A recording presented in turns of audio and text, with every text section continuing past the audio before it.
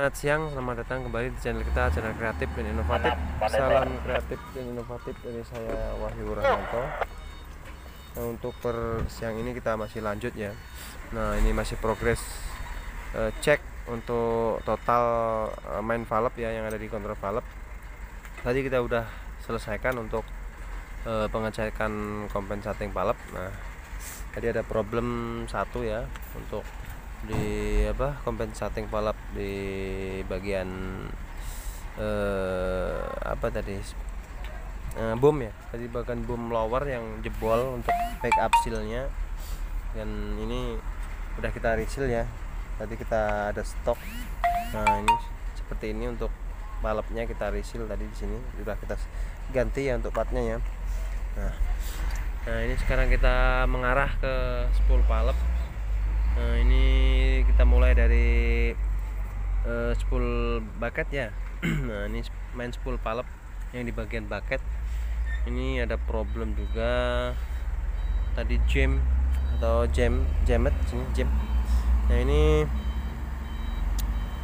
terjadi scratch di di area spool valve. Nah, ini bisa dilihat ya teman-teman ya, ini ada scratch. Nah, ini yang menyebabkan kadang attachment mengalami stuck atau ceket ya di bagian bagian tertentu ya. Kalau untuk di bagian total attachment yang tidak mau bergerak sama sekali, biasanya ada di problem di reducing valve ya, karena pressure pilotnya yang tidak yang kosong ya, karena terjadi problem di reducing valve, akhirnya supply pilot pressure yang masuk ke PPC bermasalah atau tidak tersuplai biasanya seperti itu. Tapi kalau ini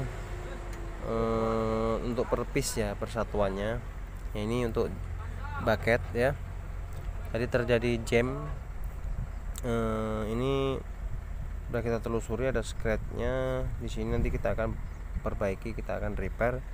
Nah, perlu diketahui untuk repair kita harus memakai amplas atau kertas gosok ya, yang 1000 ya, amplas 1000 atau 1200. Jangan memakai amplas kasar, dengan nanti akan menimbulkan scratchnya ini lebih kausannya kalau kita gosok lebih mengurangi diameter dari spool ini ya, untuk main spool valve ini. Kita pakai saja untuk amplas 1200. Nah, finishingnya kita harus memakai pasta ya, atau metal polish ya. Nanti kita gosok seperti itu cara perbaikan spool valve ini kalau ada problem spool valve yang jam. Nah, dan juga memakai untuk pelumasnya kita pakai solar bercampur oli 10 untuk menggosok ini untuk awalannya. Nanti kita finishingnya memakai metal polish tadi, atau autosol ya sebutannya. Nah, saya akan sampaikan untuk spool ini sendiri ya. Ini ada kode di sini. Nah, ini ada H1 ya. Ini untuk spool nomor 1 ya. Nah, ini urutannya nanti ada H2 sampai ke bawah ya.